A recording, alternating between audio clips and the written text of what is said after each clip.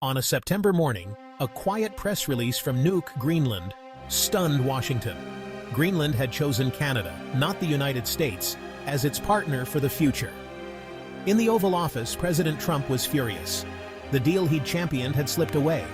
Greenland signed a $3 billion partnership with Canada, focusing on infrastructure and research. How had the world's most powerful nation been outmaneuvered by Canada? On September 10, 2025, the U.S. was sidelined in the Arctic. The narrative was no longer about American power, but about its limits. The Greenland-Canada Agreement is a $3 billion, decade-long partnership. It's not a purchase, but a collaboration, focused on Greenland's future. Canada will help build airports and upgrade ports, boosting Greenland's connectivity and trade. Joint programs will monitor mining and fishing, and fund renewable energy research.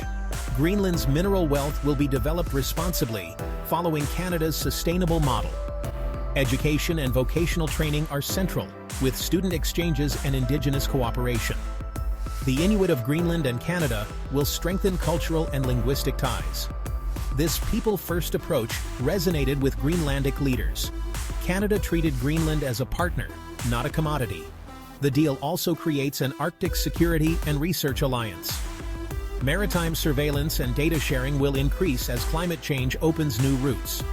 A new Arctic research hub in Nuuk will study the region's changing ecosystem. The Pact is a vision for a shared Arctic future, built on respect and common interests. It's a model of partnership, not patronage. Greenland found a collaborator, not a buyer. The alliance sets a new standard for Arctic cooperation. U.S. interest in Greenland began in World War II, with Thule Air Base anchoring its presence. President Trump wanted to buy Greenland, calling it the ultimate real estate deal. The idea was ridiculed, but Trump was serious. Denmark's prime minister called it absurd, sparking a diplomatic spat.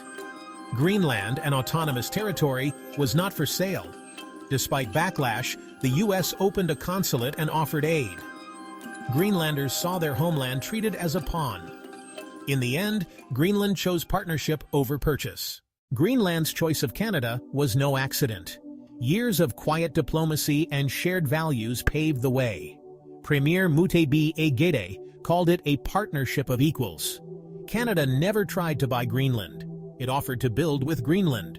Respect for autonomy and self-determination was key. Deep Inuit ties between Greenland and Canada mattered. The Canadian deal formalized existing relationships and cultural bonds. In contrast, the U.S. approach was clumsy and transactional. Trump's desire to buy the island offended many Greenlanders. U.S. offers came with geopolitical strings and little understanding of local needs. Greenland wanted a partner, not a patron. Canada, as an Arctic nation, understood the challenges and offered expertise. The proposal was detailed, sensitive, and long-term.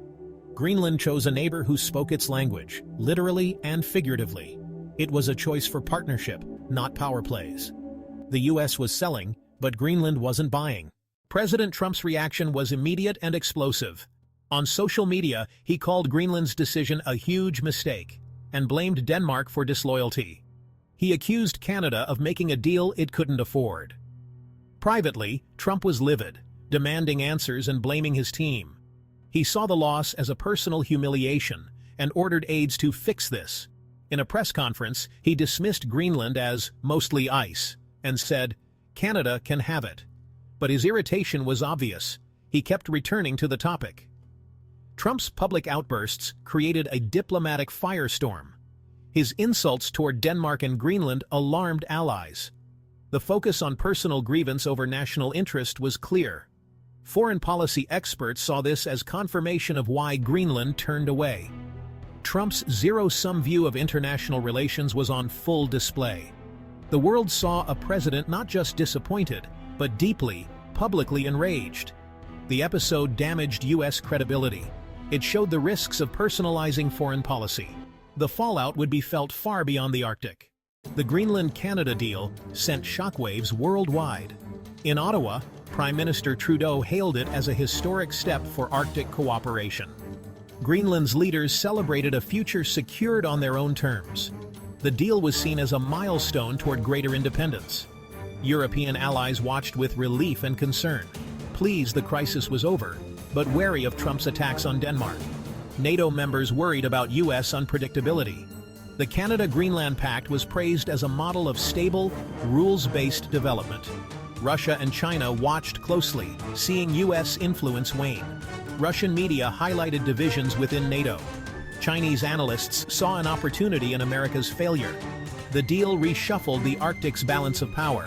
It proved that money and might aren't enough. Diplomacy and respect matter. Smaller nations saw they could resist U.S. pressure. The Arctic's future would be shaped by partnership, not power. The fallout from the failed Greenland deal is profound. U.S. diplomacy suffered a major setback, outmaneuvered by an ally using traditional diplomacy. The episode will be studied as a lesson in resisting American pressure.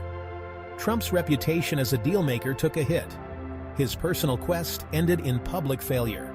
His angry response reinforced the image of an unreliable partner.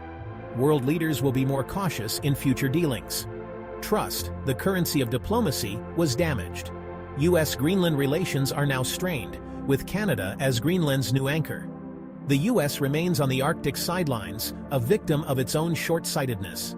The story is a cautionary tale about the limits of power without respect. The U.S. had a chance to forge a new partnership, and lost it.